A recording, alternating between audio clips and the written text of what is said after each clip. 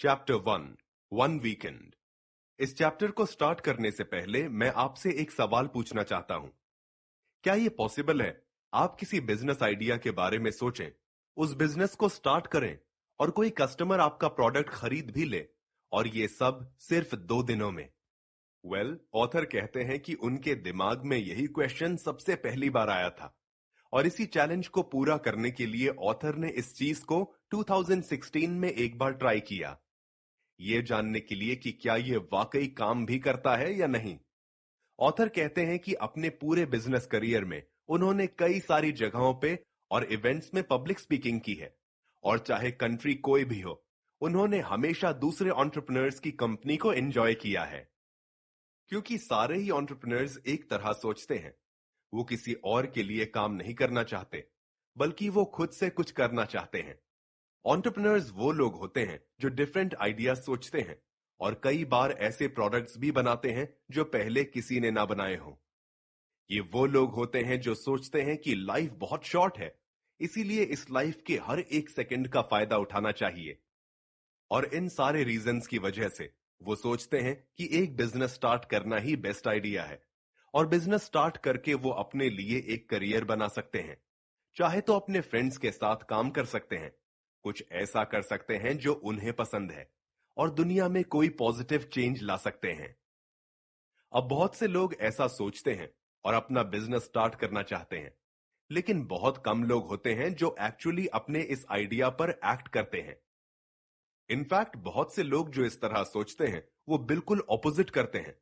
वो कोई जॉब करते हैं, किसी यूनिवर्सिटी में पढ़ते हैं, अपनी पे बढ़ाने का वेट करते हैं, और उनकी लाइफ बस ऐसे ही चलती रहती है। The cult of entrepreneurship. Author कहते हैं कि वो जहां भी गए हैं, जितने भी स्पीकिंग इवेंट्स पे गए हैं, वहां उन्हें ऐसे लोग मिलते हैं जो बिजनेस स्टार्ट करने के बारे में सोचते हैं। वो सेमिनार्स अटेंड करते हैं, सारी बुक्स पढ़ते हैं, और दूसरे सक्सेसफुल एंटरप्रेन्योर्स से भी मिलते हैं, बट कभी अपना बिजनेस स्टार्ट नहीं करते। और ऐसे लोगों को ऑथर एंटरप्रेन्योर कहते हैं। हो सकता है कि वो अपने फियर ऑफ फेलियर की वजह से स्टार्ट ना करते हो, या फिर ये भी हो सकता है वो बस प्रोक्रेस्टिनेट कर रहे हो। वो लोग बस किसी परफेक्ट आइडिया का वेट कर रहे होते हैं जो कभी नहीं आता। वो हमेशा अपने फ्रेंड्स को डिफरेंट आइडियाज के बारे में बताते हैं, लेकिन कभी खुद किसी आइडिया पे एक्ट नहीं करते।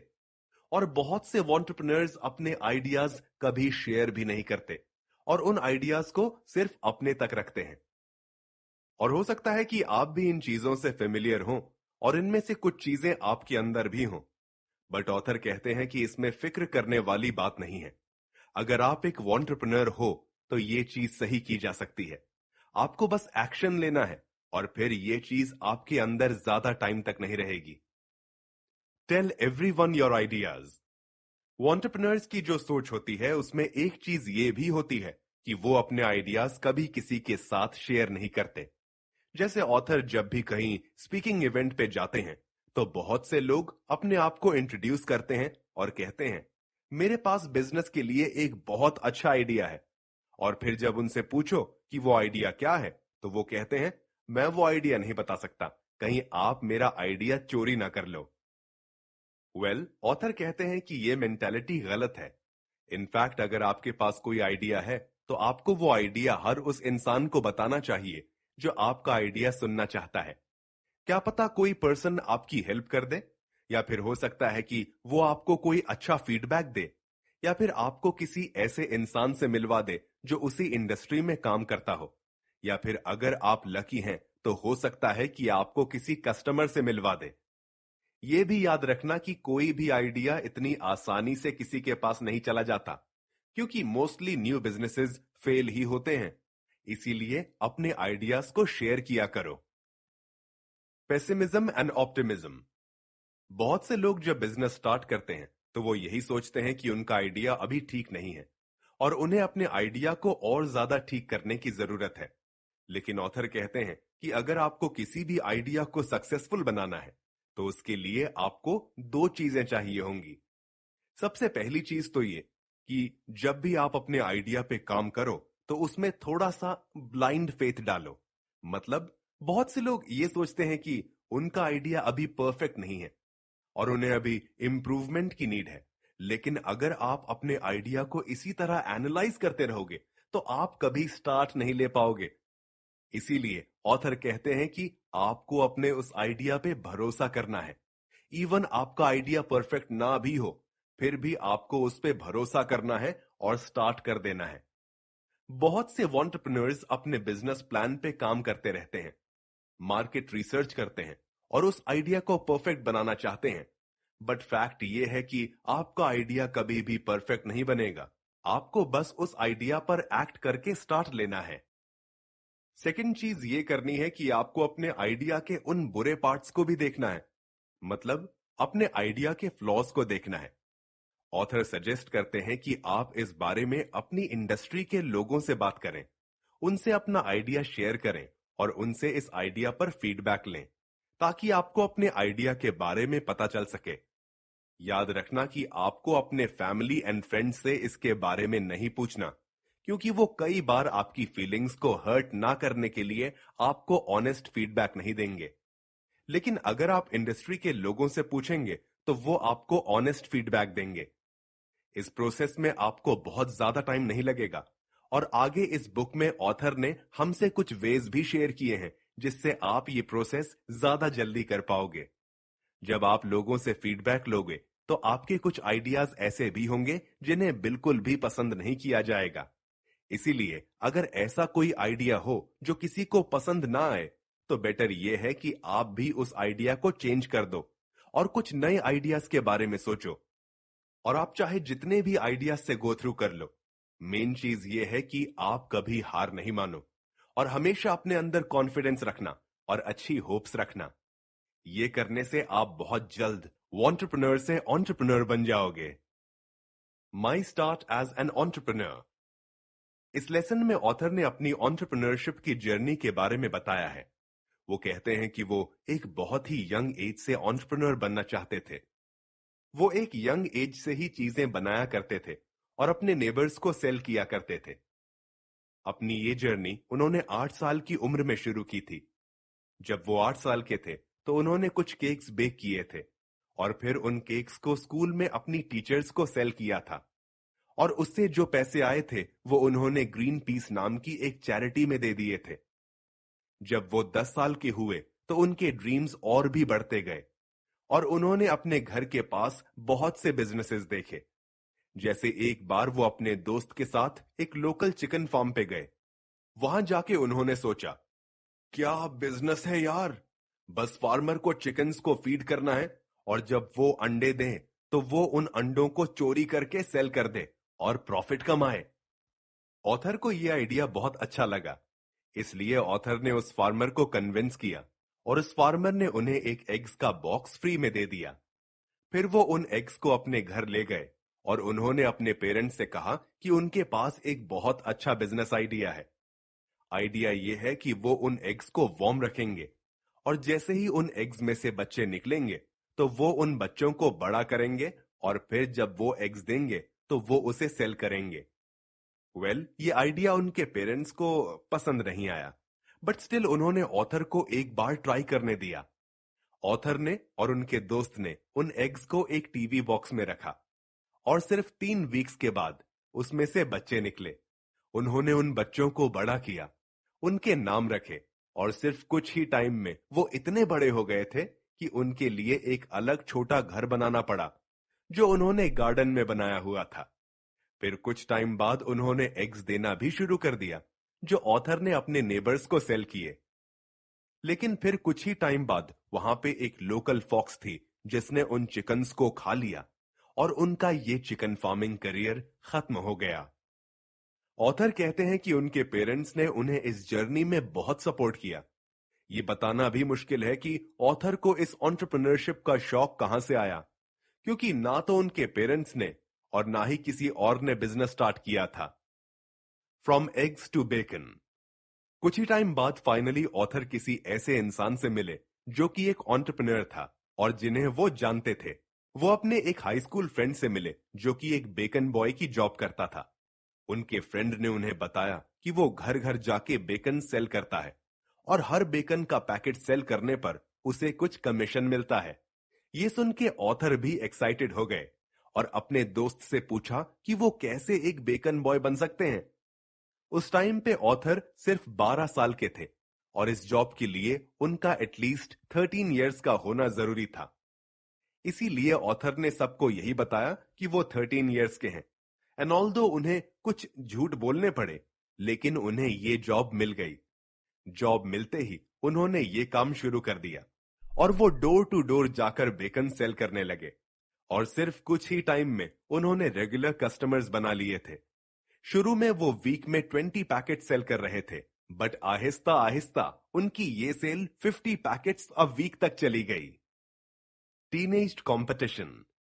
जहां वो ये जॉब कर रहे थे वहां पर एक वीकली न्यूज़लेटर पब्लिश होता था और वहां पर जितने भी सेल्समैन काम करते थे सबको ये न्यूज़लेटर मिलता था। इस न्यूज़लेटर में उन्हें मोटिवेट करने के लिए कोट्स भी होते थे और उसके साथ ही एक टॉप 10 टेबल भी होता था जिसमें उन लोगों के नाम आते थे जो सबसे ज्यादा सेल्स करते थे। इस जॉब में सिर्फ कुछ ही मंथ्स रहने के बाद ऑथर का नाम इस लिस्ट में आने लगा था और उन्हें यह देखकर बहुत अच्छा फील होता था। आहिस्ता आहिस्ता उनके रूट्स बढ़ते गए और वो और ज्यादा एरिया कवर कर रहे थे। ये जॉब इजी नहीं थी। वो बारिश में काफी बड़े डिस्टेंस तक वॉक करते थे और फिर जब फाइनली किसी के घर पहुंचते तो वो उन्हें मना कर देते थे। कभी कोई ओनर मुस्लिम या ज्यूइश होता था, कभी कोई कहता था कि वो डाइट पे हैं, तो कभी किसी के पास पैसे नहीं होते थे। कुछ टाइम बाद ऑथर वीक में ऑलमोस्ट 60 पैकेट सेल कर रहे थे और उस टॉप 10 टेबल में उनकी सेकंड पोजीशन आई। उनसे आगे सिर्फ एक लड़का निकल गया जिसका नाम था Richard Field, but next week author ने उसे बीट किया और वो फर्स्ट पोजीशन पे आ गए। बट ये कंपटीशन अभी खत्म नहीं हुआ था और रिचर्ड इतनी आसानी से अपना फर्स्ट स्पॉट किसी को नहीं देने वाला था, इसलिए उनके बीच ये कंपटीशन चलता रहा। एक वीक वो फर्स्ट आता तो दूसरे वीक ऑथर फर्स्ट आते और उन दोनों की सेल्स हर वीक बढ़ती ही जा रही थी। फिर कुछ टाइम बाद ऑथर पैदल जाने की बजाय बाइसिकल का यूज करने लगे और फिर इस तरह उनकी सेल्स और ज्यादा बढ़ने लगी और वो पहले बेकन बॉय बन गए जिसने एक वीक में 100 पैकेट सेल किए। उनकी इस अकम्प्लिशमेंट से इंप्रेस होके उनके बॉस ने उन्हें एक नया जॉब ऑफर किया।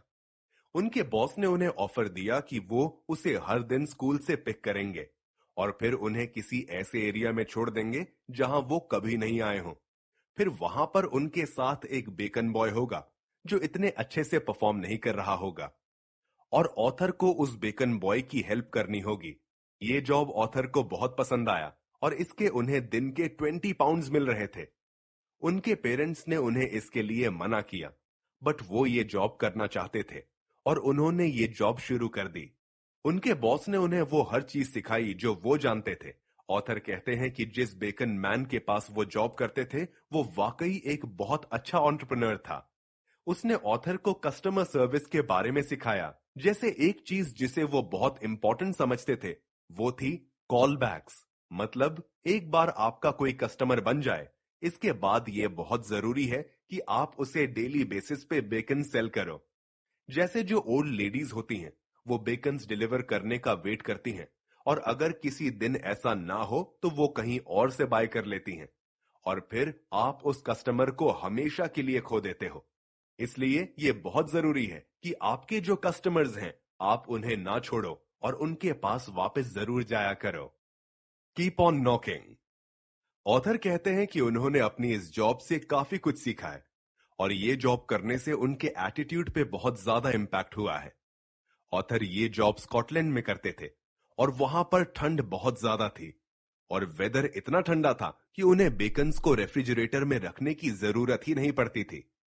ऑथर ये भी कहते हैं कि ये जॉब फिजिकली और मेंटली बहुत ज्यादा थका देती है क्योंकि वो डोर टू डोर जाते थे और उनमें से मैक्सिमम लोग उन्हें रिजेक्ट कर देते थे।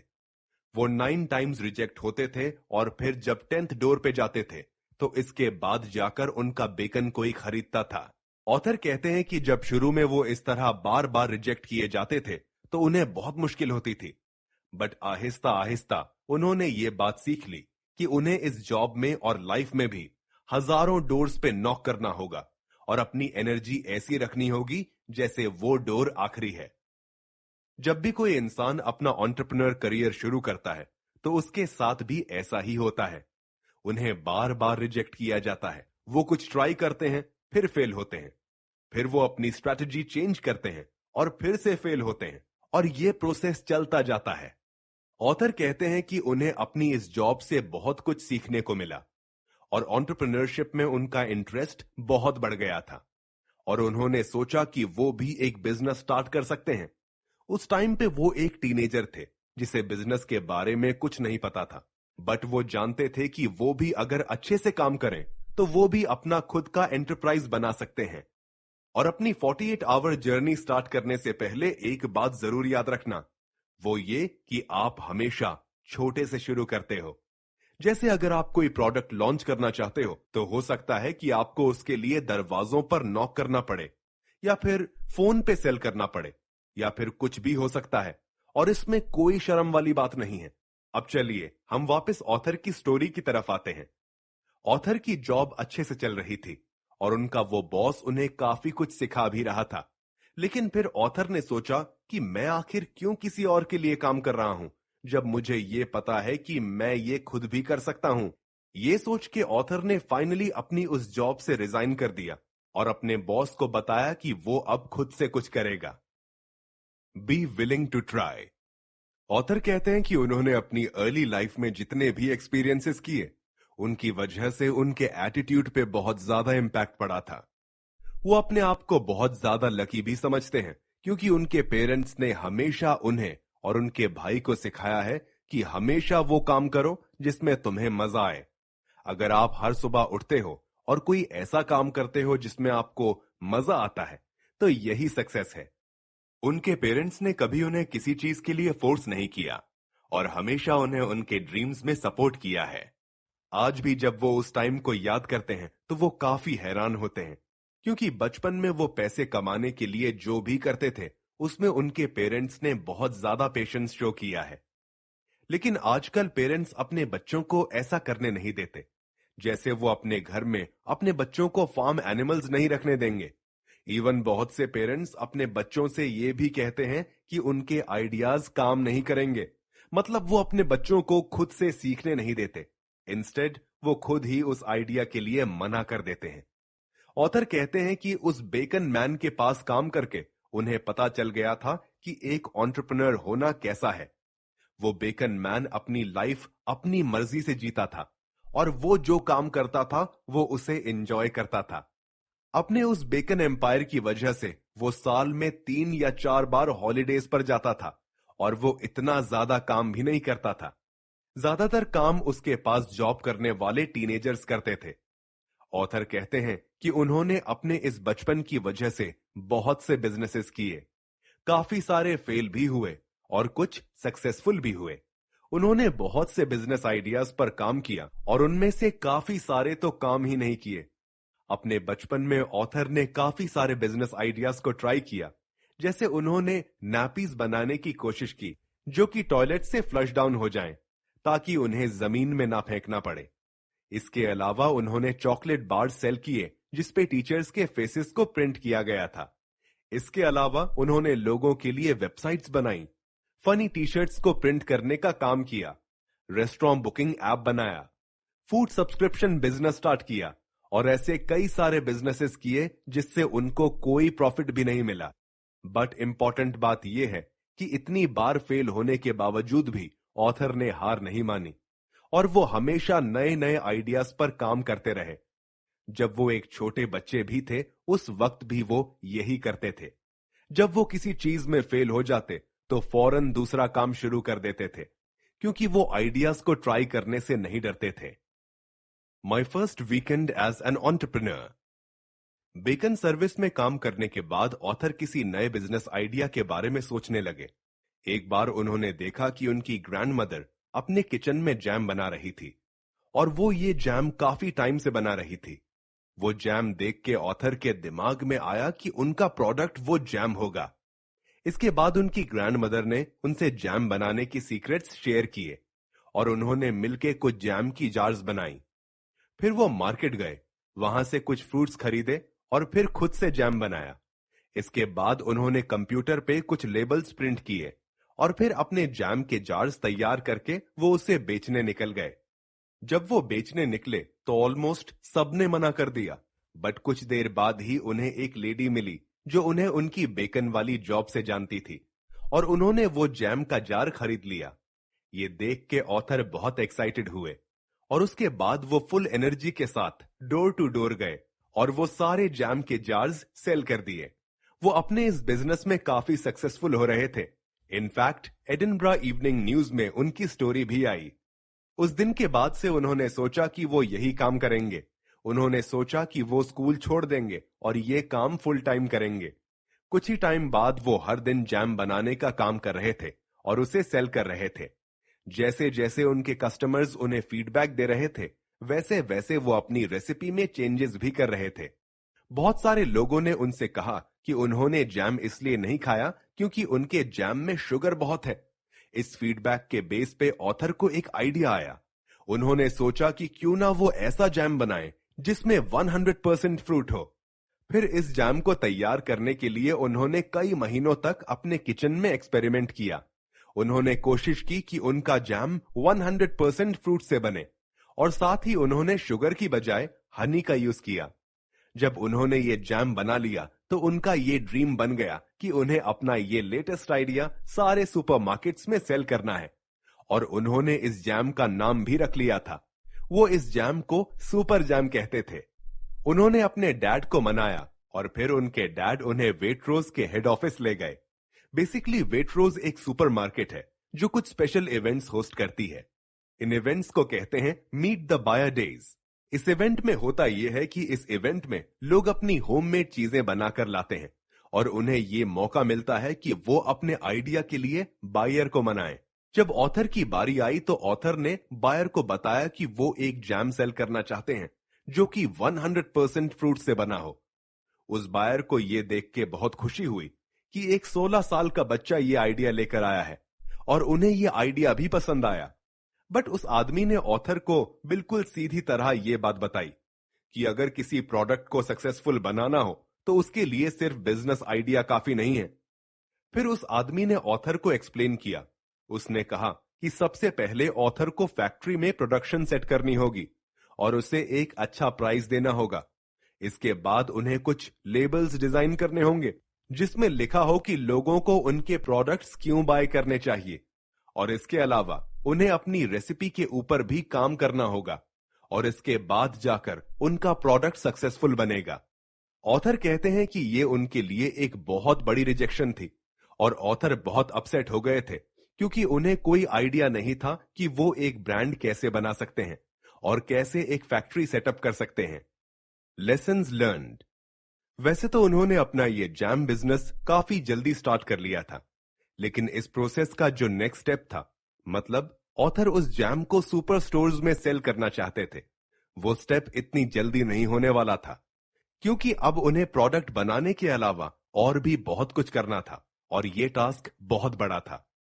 1 साल बाद तक ऑथर ने वो सारी चीजें कर ली जो उस बायर ने ऑथर से कही थी और फिर 1 साल बाद वो उस बायर से फिर से मिले, बट अनफॉर्चुनेटली उस बायर ने उन्हें अगेन रिजेक्ट कर दिया। उस बायर ने उन्हें बताया कि उन्होंने जो लेबल्स डिजाइन किए थे वो बहुत ही सिली हैं, उनकी फैक्ट्री बहुत एक्सपेंसिव है और उनकी रेसिपीज अनयूजुअल। बेसिकली उन्होंने सारी ही चीजें गलत की थी और अब उन्हें सारे काम फिर से करने थे। ये सब सुन के ऑथर को बहुत बुरा लगा था, बट अब वो ये बात जान गए थे कि रिजेक्शन इस प्रोसेस का ही एक हिस्सा है। उन्होंने ये भी सीखा कि फैमिली एंड फ्रेंड्स आपको हमेशा सपोर्ट और हेल्प करते हैं, बट वो कभी भी आपको बिल्कुल सही एडवाइस नहीं दे सकते क्योंकि जब भी वो आपको फेल होते हुए देखेंगे तो ये चीज उन्हें हर्ट करेगी और वो चाहेंगे कि आप रुक जाएं। ऑथर कहते हैं कि आपको जिस पर्सन की सबसे ज्यादा बात सुननी चाहिए वो है आपका कस्टमर। अगर ऑथर के जैम की बात की जाए तो उन्होंने हर चीज गलत की थी, बट स्टिल उनके बायर को उनका ये आइडिया पसंद था और इसीलिए वो इस चीज पर काम कर रहे थे। ऑथर कहते हैं कि अगर किसी को आपका आइडिया पसंद ना आए, इंक्लूडिंग द कस्टमर्स, तो फिर आपको अपने आइडिया में चेंजेस लाने चाहिए। लेकिन अगर आपके कस्टमर को आपका आइडिया पसंद आए और वो खरीदने में इंटरेस्टेड हो, तो फिर आपको उस चीज को करते रहना चाहिए। और इसीलिए ऑथर भी अपने उस आइडिया पर काम करते रहे और कुछ टाइम में उन्होंने नए लेबल्स भी बना लिए और एक नए फैक्ट्री वर्कर को कन्विंस कर लिया कि वो उनके साथ काम करे। और फिर इसके बाद फाइनली उस सुपरमार्केट ने भी उन्हें यस कर दिया। उसके कुछ ही टाइम बाद उन्होंने सुपर जैम को मोर देन 1000 स्टोर्स में लॉन्च कर दिया।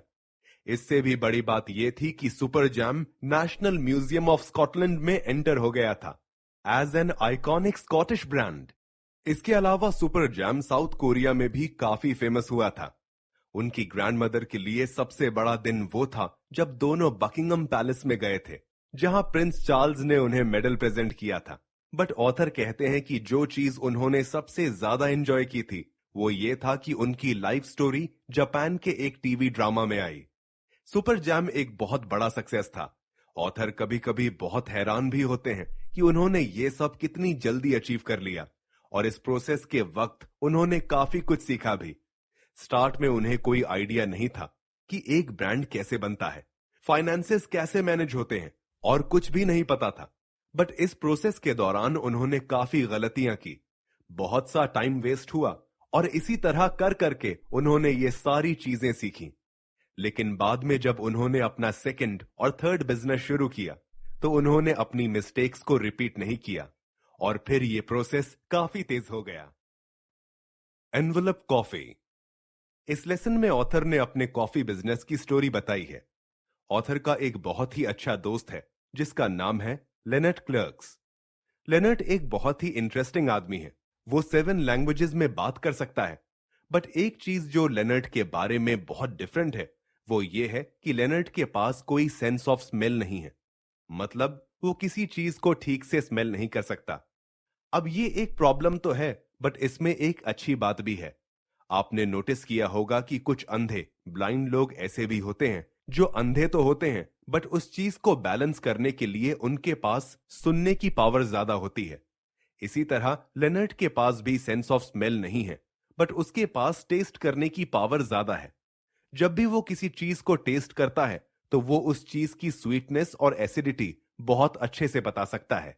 इतना अच्छे से जितना अच्छे से हम में से कोई नहीं बता सकता। लेनर्ट ने यह डिस्कवरी की कि ये उसके पास एक टैलेंट है और सिर्फ इस टैलेंट के बेस पर उसने अपना पूरा करियर बना लिया है। लेनर्ट को कॉफी में बहुत इंटरेस्ट है और इसीलिए यूरोप के कई सारे कॉफी रोस्टर्स उसे अफ्रीका, सेंट्रल अमेरिका और साउथ अमेरिका में भेजते हैं ताकि वो बीन्स को टेस्ट करे और सबसे अच्छी कॉफी बीन्स लेकर आए। ऑथर और लेनी बहुत अच्छे दोस्त थे। लेनी ऑथर को अपने ट्रैवल्स के बारे में बताया करता था और उन जगहों के फार्मर्स के बारे में बताया करता था। कुछ टाइम बाद ऑथर और उनके फ्रेंड लेनी ने डिसाइड किया कि क्यों ना खुद से कॉफी का बिजनेस करें। उनका प्लान यह था कि वो डायरेक्टली फार्मर्स से बीन्स खरीदेंगे क्योंकि लेनी के बहुत सारे कनेक्शंस थे और फिर बिना किसी मिडलमैन के, मतलब बिना किसी इंपोर्टर्स या सुपरमार्केट के, वो इस रोस्टेड कॉफी को डायरेक्टली कस्टमर्स को सेल करेंगे। कुछ ही दिनों में ऑथर ने प्रोडक्ट का नाम भी सोच लिया। उन्होंने इस कॉफी का नाम रखा एनवलप कॉफी। इसके बाद ऑथर ने ग्लासगो में एक रोस्टर ढूंढा जो कि उन बीन्स को रोस्ट करेगा और उन्हें पैक करके देगा। इसके बाद उन्होंने एक वेबसाइट सेट की ताकि वो अपने कस्टमर्स को सब्सक्रिप्शन चार्ज कर सके। इसके बाद उन्होंने एक फोटोग्राफर को इनवाइट किया और उस फोटोग्राफर ने उस प्रोडक्ट की फोटोज ली।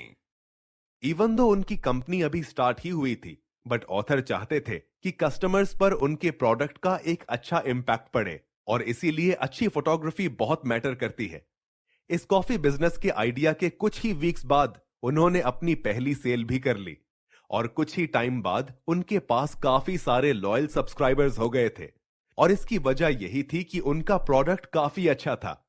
ये सब देखने के बाद वो काफी ज्यादा एक्साइटेड हो गए और कुछ ही वीक्स में वो कोलंबिया गए और अपने साथ एक फिल्म मेकर को भी ले गए थे ताकि वो कोलंबियन कॉफी पर एक छोटी सी मूवी शूट कर सकें।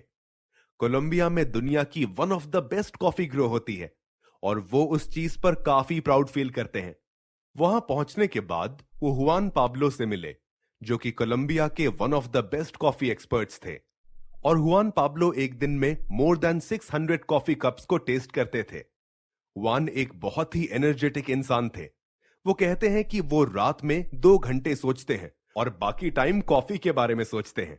ऑथर और लेनी ने उनके ऑफिस में 100 of the best coffees taste की और उन 100 कॉफीज में से एक कॉफी सिलेक्ट की जो उन्हें बहुत पसंद आई। उन्होंने डिसाइड किया कि वो फार्मर से डायरेक्टली कॉफी बाय करेंगे और बीच के जो लोग होते हैं जैसे इंपोर्टर्स, सप्लायर्स वगैरह वगैरह, उन सबको हटा देंगे। फिर कुछ ही टाइम में वो एक विलेज में गए ताकि वो फार्मर से मिल सकें। वो एक बहुत ही ब्यूटीफुल फार्म था और वहां पर जो सॉइल थी वो बहुत ज्यादा फर्टाइल थी और इसीलिए वहां पे इतनी अच्छी कॉफी ग्रो होती थी। फिर उस विलेज में उन्होंने एक फार्म सिलेक्ट किया जो उन्हें पर्टिकुलरली पसंद आया और जो फैमिली उस फार्म को ओन करती थी वो बहुत अच्छी थी। इनफैक्ट ऑथर और लेनी उनके साथ कुछ दिन रहे भी। फिर एंड में उन्होंने वहां से बीन्स खरीदे और उन्हें स्कॉटलैंड भेज दिया ताकि वो रोस्ट हो सके। वो कॉफी बहुत अच्छी थी और ऑथर भी उसके बारे में बहुत ज्यादा कॉन्फिडेंट थे। इनफैक्ट वो इतने कॉन्फिडेंट थे कि उन्होंने अपने कस्टमर्स को उनका पहला बैग फ्री में दिया और सिर्फ कुछ ही महीनों में उनके अराउंड 10,000 सब्सक्राइबर्स हो गए थे। उनके कस्टमर्स को उनकी कॉफी बहुत अच्छी लगी और उनका बिजनेस इतना अच्छा चल रहा था कि उनका एक कंपेटिटर उनके बिजनेस की तरफ अट्रैक्ट हुआ और उसने उनके उस बिजनेस को बाय करने की ऑफर दी। इस वक्त ऑथर सुपर जैम और दूसरे प्रोडक्ट्स में बहुत बिजी थे और इसीलिए उन्हें यह सबसे बेस्ट ऑप्शन लगा, क्योंकि वो एनवेलप कॉफी को इतना टाइम नहीं दे रहे थे जितनी उसे बढ़ने के लिए जरूरत थी।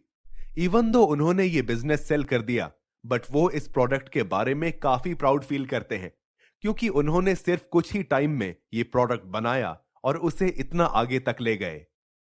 बियर 52। एक और बिजनेस जो ऑथर ने स्टार्ट किया था वो था बियर 52। इस बिजनेस में ऑथर के बिजनेस पार्टनर का नाम था जेम्स ब्राउन। जेम्स ब्राउन अपने डैड के साथ जब रोड ट्रिप पे थे तो वो और उसके डैड अक्सर बीच में रुकते और उन बियर बार्स में बियर पीते और अपने आप को रिफ्रेश करते। उस ट्रिप के बाद बियर को लेके जेम्स का पैशन बढ़ गया और फिर उसने रिसर्च शुरू कर दी। वो बियर्स और ब्रूरीज के बारे में और ज्यादा जानना चाहता था। रिसर्च करने पर उसे पता चला कि पूरी दुनिया में मोर देन 14,000 माइक्रो ब्रूरीज हैं और हर वीक एक नई ब्रूरी खुलती है। अब क्वेश्चन ये है कि इतनी सारी ब्रूरीज में से लोग सबसे बेस्ट बियर्स कैसे सिलेक्ट कर सकते हैं, और इसीलिए जेम्स के दिमाग में एक आइडिया आया। जेम्स कुछ ऐसा करना चाहता था जिससे लोग इन बियर्स को डिस्कवर कर सकें और जिससे ये ब्रूरीज ज्यादा से ज्यादा कस्टमर्स तक पहुंच सकें। जेम्स ब्राउन और ऑथर मिले और उन दोनों ने कुछ आइडियाज के बारे में सोचा। फाइनली उन्होंने डिसाइड किया कि वो ब्रूरीज के पास जाएंगे और उनसे उनके बियर्स के सैंपल्स लेंगे और फिर सारे सैंपल्स टेस्ट करेंगे। जो बियर सबसे बेस्ट होगी वो बियर अपने कस्टमर्स को सेल करेंगे और इसी आइडिया की वजह से बियर 52 स्टार्ट हुआ। वो अपने कस्टमर्स को मंथली सब्सक्रिप्शन के बेस पे हर महीने एक mixed case of bottle send करेंगे जिसमें दुनिया की कुछ सबसे बेस्ट बियर्स होंगी। Selling beer on the internet. अब एक प्रॉब्लम यह थी कि उन्हें सब्सक्रिप्शन वेबसाइट बनानी बिल्कुल नहीं आती थी, बट उन्हें सीखने की जरूरत भी नहीं थी। उन्होंने एक सर्विस यूज की जिसे शॉपिफाई कहते हैं और इस सर्विस का यूज करके उन्होंने एक बहुत ही सिंपल वेबसाइट क्रिएट कर ली। इसके बाद उन्होंने एक फ्रीलांसर को हायर करके लोगो बनवाया और फिर एक फोटोग्राफर को हायर करके अपनी वेबसाइट के लिए कुछ इमेजेस बनवाईं। ये करने से अब उनकी वेबसाइट तैयार थी और उनकी वेबसाइट को देखकर ऐसा लग रहा था जैसे उनका बिजनेस ऑलरेडी वेल एस्टैब्लिश्ड हो। इसके बाद नेक्स्ट उन्होंने ब्रूरीज को कॉल करना शुरू किया और उनसे 100 बॉटल्स फ्री में मांगी ताकि वो लोगों को सैंपल्स दे सकें। लेकिन बहुत सी ब्रूरीज को 100 बॉटल्स बहुत कम लगी, इसीलिए फिर उन्होंने 100 की बजाय 1000 बॉटल्स मांगी और बदले में वो बॉटल्स को उन लोगों तक पहुंचाएंगे जिन्हें क्राफ्ट बियर पसंद है। ब्रूरीज ने इस ऑफर को एक्सेप्ट कर लिया और उनके पास सैंपल्स आना शुरू हो गए। इन दी एंड उन्होंने टोटल 1500 केसेस तैयार कर लिए जिसमें उन्होंने सबसे बेस्ट बियर्स रखी थीं। अब नेक्स्ट स्टेप यह था कि उन्हें 1500 कस्टमर्स ढूंढने थे जो इन केसेस को बाय करें और फिर उनकी सब्सक्रिप्शन को बाय भी करें, और इसके लिए उन्होंने ग्रुपॉन नाम की एक सर्विस को यूज किया। ग्रुपॉन की हेल्प से उन्होंने मिलियंस ऑफ पीपल को ईमेल सेंड किए और उन्हें एक स्पेशल डील भी दी और ये लॉन्च करने के सिर्फ 40 मिनट्स के अंदर ही उनकी सारी बियर सेल हो गई। बाद में जब उन्होंने अपने कस्टमर्स को बियर सेंड की तो बहुत सी कंप्लेन्स भी आईं, क्योंकि उन्होंने ठीक से पैकेजिंग नहीं की थी, जिसकी वजह से बियर की बॉटल्स टूट गई थीं। इसके बाद उन्होंने वो सारी टूटी हुई बॉटल्स को रिप्लेस किया और अपने कस्टमर्स को रिफंड किया। तब से लेकर आज तक उनके क्लब में मोर देन 1 लाख मेंबर्स हो गए हैं। उन्होंने मिलियंस ऑफ बॉटल सेल की हैं और दुनिया के कुछ बेस्ट ब्रूरीज के साथ काम किया है। ऑथर का यह बिजनेस इतना सक्सेसफुल इसलिए बना क्योंकि उन्होंने बैठ के सिर्फ प्लानिंग नहीं की, बल्कि उस आइडिया पर एक्ट किया। जैसे जैसे उनका बिजनेस बढ़ता गया, उन्होंने इन प्रिंसिपल्स को और ज्यादा अप्लाई किया। जो आइडियाज काम कर गए उन पे उन्होंने काम किया और जिन्होंने काम नहीं किया उन्हें छोड़ दिया। Human behaviour. बियर 52 के सक्सेस की एक और वजह भी थी। रीजन ये था कि उनका बिजनेस मॉडल उनके कस्टमर्स की हैबिट्स के साथ फिट करता था। मोस्टली लोग जब कोई सब्सक्रिप्शन बाय करते हैं तो वो उस वक्त तक उस सब्सक्रिप्शन को कंटिन्यू करते हैं जब तक उन्हें अच्छा प्रोडक्ट मिल रहा हो। अगर सब्सक्रिप्शन की बजाय उनके कस्टमर्स हर महीने उनकी वेबसाइट पे आके ऑर्डर देते तो इससे वो काफी कम ऑर्डर देते, क्योंकि बहुत से लोग हर महीने वेबसाइट पे आके ऑर्डर नहीं देते क्योंकि इसमें उन्हें लेजीनेस फील होती है। जबकि एक सब्सक्रिप्शन में आपको कुछ नहीं करना पड़ता। सब्सक्रिप्शन एक बहुत ही कन्वीनियंट वे है जिसकी हेल्प से आपको हर महीने अपने आप वो प्रोडक्ट मिल जाता है। You aren't alone. ऑथर ने बहुत से बिजनेसेस किए हैं और एक चीज जो उन्होंने बहुत नोटिस की है वो ये है कि जब भी वो किसी आइडिया पर काम करते हैं, दुनिया में कोई और इंसान भी उस सेम आइडिया पर काम कर रहा होता है। कोई ना कोई तो होता है जिसके इंटरेस्ट्स भी वही सेम होते हैं और वो पर्सन भी वही बिजनेस करना चाहता है। कई बार ऐसा भी होता है कि मार्केट में प्रोडक्ट्स भी उसी सेम टाइम में आते हैं। जैसे ऑथर ने अपना एक एग्जाम्पल शेयर किया है। उन्होंने अब तक जितने भी प्रोडक्ट्स बनाए हैं, जैसे super jam, envelope coffee, beer 52 वगैरह वगैरह, अब सारे ही कंपेटिटर्स ने वही सेम प्रोडक्ट्स तैयार करना शुरू कर दिए हैं। इन शॉर्ट, आप भी अगर कोई बिजनेस स्टार्ट करेंगे तो चांसेस ये हैं कि कोई और भी उसी बिजनेस या प्रोडक्ट के बारे में सोच रहा होगा। ऑथर कहते हैं कि ऐसे एनवायरनमेंट में सबसे बेस्ट काम आप ये कर सकते हैं कि आपको दूसरे लोगों से ज्यादा फास्ट मूव करना है। जैसे जब भी आपके दिमाग में कोई आइडिया आए तो चांसेस हैं कि कोई और भी उसी आइडिया के बारे में सोच रहा हो, और ऐसे में अगर आपको उनसे आगे निकलना है तो आपको उनसे पहले स्टार्ट करना होगा। अगर आप अपने आइडिया को बस प्लान ही करते रहोगे तो कोई और उसको स्टार्ट कर देगा और आपसे आगे निकल जाएगा। Starting up fast. जब ऑथर ने सुपर जैम स्टार्ट किया तो उन्हें काफी डिफिकल्टीज फेस करनी पड़ी और कई बार ऐसे भी टाइम्स आए जब उन्होंने गिव अप करने का सोचा। सेम यही चीज उन्होंने अपने बाकी बिजनेसेस में भी देखी। लेकिन सुपर जैम के बाद उन्होंने जब भी कोई नया बिजनेस सेटअप किया, उन्होंने ये नोटिस किया कि उनका ये बिजनेस स्टार्ट करने का प्रोसेस फास्ट होता जा रहा था। इवन अगर आपके प्रोडक्ट्स डिफरेंट हों, लेकिन जो प्रोसेस होता है वो सेम होता है। ऑथर ने अपने इन बिजनेसेस के वक्त बहुत सी चीजें सीखी। उन्होंने सोचा कि बिजनेस स्टार्ट करने का कोई तो बेटर वे होगा जिसकी हेल्प से वो सिर्फ 2 दिनों में कोई बिजनेस स्टार्ट कर सकें। Shoestring budgets. एक बिजनेस स्टार्ट करने के लिए आपको बहुत सारा कैपिटल भी चाहिए होता है, लेकिन ऑथर कहते हैं कि आपको इतना सारा कैपिटल उसी वक्त चाहिए होगा जब आप बिजनेस उसी नॉर्मल वे में स्टार्ट करोगे। अगर आप ही बाकी लोगों की तरह designers, lawyers, accountants, stock, web development, office space और इन सारी चीजों के बारे में सोचोगे तो बिजनेस स्टार्ट करना आपके लिए बहुत ज्यादा एक्सपेंसिव हो जाएगा, और ये पैसे आपको उस वक्त देने पड़ेंगे जब आपका बिजनेस स्टार्ट भी नहीं हुआ होगा और आपने एक पैसा भी नहीं कमाया होगा। और मान लो अगर आपका बिजनेस आइडिया फेल हो जाता है तो आपके बहुत से पैसे डूब जाएंगे। लेकिन अगर बिजनेस स्टार्ट करने का कोई ऐसा तरीका हो जिसमें ज्यादा पैसे खर्च ना हो, तो ऐसे में अगर आपका बिजनेस फेल भी हो जाए तो आपको इतनी प्रॉब्लम नहीं होगी। बहुत से एंटरप्रेन्योर्स को जब बिजनेस स्टार्ट नहीं करना होता है तो वो पैसों का एक्सक्यूज देते हैं। वो कहते हैं कि उनके पास बिजनेस स्टार्ट करने के लिए पैसे नहीं हैं। प्रॉब्लम यह है कि वो गलत तरीके से सोच रहे होते हैं। उन्हें हमेशा एक बड़ा ऑफिस चाहिए होता है, एक वर्ल्ड क्लास डिजाइन एजेंसी चाहिए होती है जो उनका ब्रांड बनाए, कोई वर्ल्ड क्लास वेबसाइट चाहिए होती है और इसी तरह बहुत सी चीजें। बट ऑथर कहते हैं कि एक प्रोडक्ट को मार्केट तक ले जाने के लिए आपको इन सारी चीजों की जरूरत नहीं है। The 48 hour startup. अब इवन दो ऑथर कम पैसों में एक वेबसाइट बनाना चाहते थे, बट स्टिल वो वेबसाइट प्रोफेशनल लगनी चाहिए और उनका प्रोडक्ट भी ऐसा होना चाहिए जो कस्टमर्स परचेस करें। इसके अलावा यह भी जरूरी है कि आप कोई ऐसा बिजनेस स्टार्ट करें जिसे लेकर आपके अंदर एक्साइटमेंट हो। अगर आपको उस बिजनेस में इंटरेस्ट ही नहीं होगा तो चांसेस हैं कि आप मुश्किल वक्त में उस बिजनेस को क्विट कर दें।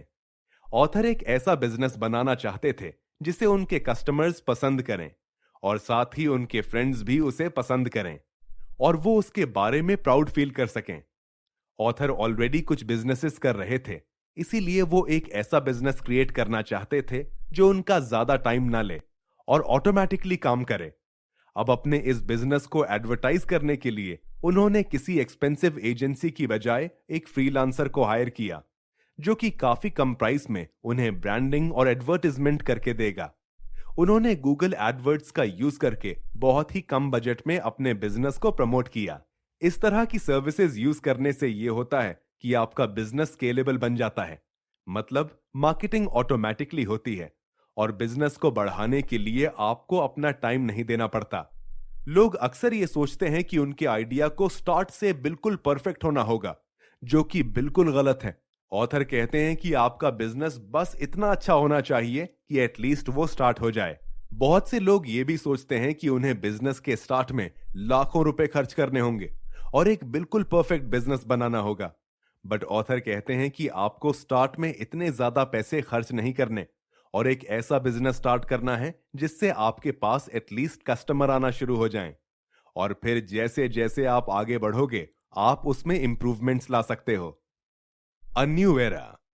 सबसे अच्छी बात यह है कि आज के टाइम पे बिजनेस स्टार्ट करना बहुत आसान हो गया है, इतना आसान जितना पहले कभी नहीं था, क्योंकि आज के इस मॉडर्न टाइम में हमारे पास इंटरनेट है और बहुत से टूल्स हैं जिनकी हेल्प से कोई भी इंसान घर बैठे बिजनेस स्टार्ट कर सकता है और वो भी बहुत ही कम पैसों में। ऑथर कहते हैं कि ये चीज बहुत ही रेवोल्यूशनरी है। कुछ टाइम पहले तक ये बिल्कुल पॉसिबल नहीं था, लेकिन आज के टाइम पे बहुत से लोग बिजनेसेस स्टार्ट कर रहे हैं और पैसे कमा रहे हैं।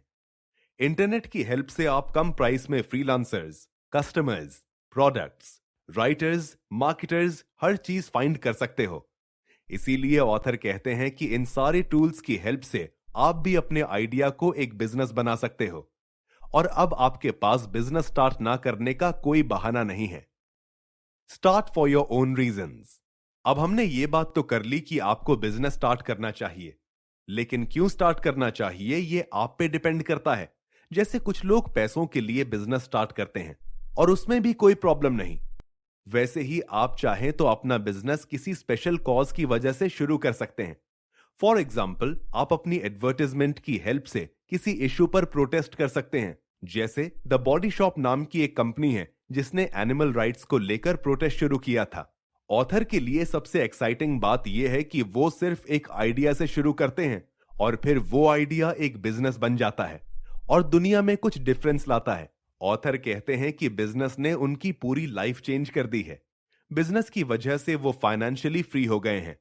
बिजनेस की वजह से उन्होंने मोर देन 50 कंट्रीज में ट्रैवल किया है और वो एक ऐसा काम कर रहे हैं जो उन्हें पसंद है, जबकि उनके बहुत से दोस्त ऐसी जॉब्स कर रहे हैं जो उन्हें बिल्कुल नहीं पसंद।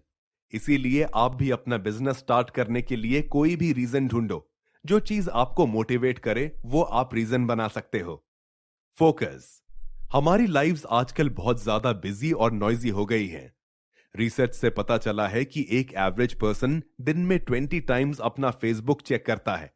इसके अलावा हम टीवी देखते हैं, न्यूज़पेपर पढ़ते हैं, यूट्यूब वीडियोस देखते हैं, ईमेल्स पढ़ते हैं और इसी तरह अपना सारा टाइम गुजार देते हैं। इसके बाद हमारे पास बहुत ही कम टाइम रह जाता है उन लोगों के लिए जिनके साथ हम रहते हैं। हम में से मैक्सिमम लोगों के साथ यही प्रॉब्लम है। हम कभी किसी एक चीज पे फोकस नहीं करते। ज्यादातर लोग प्रेजेंट मोमेंट में भी नहीं रहते। हमें बस यही लगता है कि हम बहुत बिजी हैं, अभी हमारे पास टाइम नहीं है, हम ये बाद में करेंगे। आपने कभी ये नोटिस किया है कि अपने पूरे वर्क डे में आप बिजी रहे हो और फिर एंड में आप सोचो मैंने पूरे दिन में क्या काम किया। ऐसा इसलिए होता है क्योंकि हम कभी किसी एक चीज पे फोकस नहीं करते। इंस्टेड हम कॉन्स्टेंटली नए आइडियाज के बारे में जानते हैं, बट कभी भी उन आइडियाज में से किसी एक आइडिया पर भी ठीक से काम नहीं करते। सबसे बुरी बात यह है कि जब लोग किसी एक चीज पर फोकस नहीं करते तो वो बस वेट ही करते रह जाते हैं। लोग डिनर पार्टीज में जाते हैं और साथ ही हर 5 मिनट में अपना फोन चेक करते हैं और यहां वहां की खबर रखते हैं, लेकिन उनकी प्रेजेंट लाइफ में जो हो रहा है वो उसे एंजॉय नहीं करते। अगर हम अपनी लाइफ में चीजों को अनडिवाइडेड अटेंशन दें, मतलब हर एक चीज पे ठीक से फोकस करें, तो इससे आप बहुत कुछ अचीव कर सकते हो। आजकल हमारे पास ऑप्शंस इतने ज्यादा हैं कि हम लोग चूज ही नहीं कर पाते कि हम करें क्या, और ऐसे में ज्यादातर लोग कुछ भी नहीं करते। एक वक्त ऐसा था जब आपकी लाइफ के ज्यादातर डिसीजंस आपके लिए ऑलरेडी ले लिए जाते थे। जैसे पहले के टाइम में लोग किसी लोकल मिल में या फिर किसी फैक्ट्री में सारी जिंदगी काम करते हुए गुजार देते थे, बिल्कुल अपने पेरेंट्स की तरह। लेकिन आज वक्त बदल गया है। आज आपकी लाइफ में जो भी होगा वो आपने खुद डिसाइड करना है। इस बुक में ऑथर हमें सिखाएंगे कि आप कैसे 48 आवर्स के अंदर अपना बिजनेस स्टार्ट कर सकते हो। बट उसके लिए यह बहुत जरूरी है कि आप इस टास्क पर पूरे फोकस के साथ काम करो। अगर आप अपनी लाइफ की डिस्ट्रैक्शन से हटकर अपनी पूरी अटेंशन इस टास्क को दोगे, तो आप सिर्फ 2 दिन में वो अचीव कर सकोगे जो आपको लगता था कि आपको अचीव करने के लिए कई साल लगेंगे। याद रखो, the 48 hour startup is an experiment in focus, जिसमें आपको 48 आवर्स के लिए अपना फोकस देना होगा, तभी रिजल्ट्स मिलेंगे। Pizza pilgrims.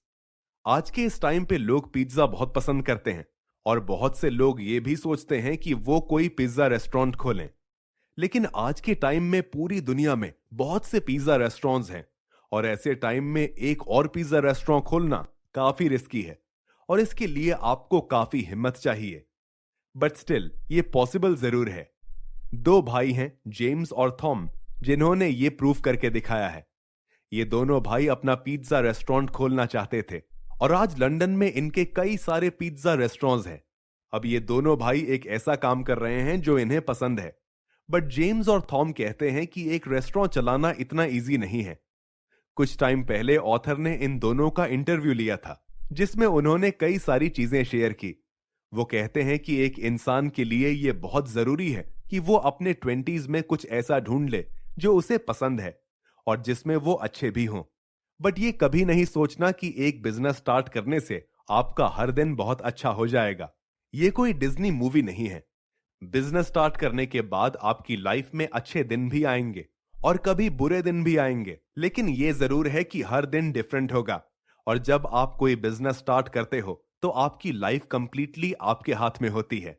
ऑथर ने उनसे इस इंटरव्यू में यह भी पूछा कि क्या एक बिजनेस पार्टनर होना हेल्पफुल है, तो उन्होंने इस पे कहा कि हां, एक बिजनेस पार्टनर होना हेल्पफुल होता है। वो पार्टनर आपको आपके अच्छे वक्त में और आगे ले जाएगा और आपके बुरे वक्त में आपका साथ देगा।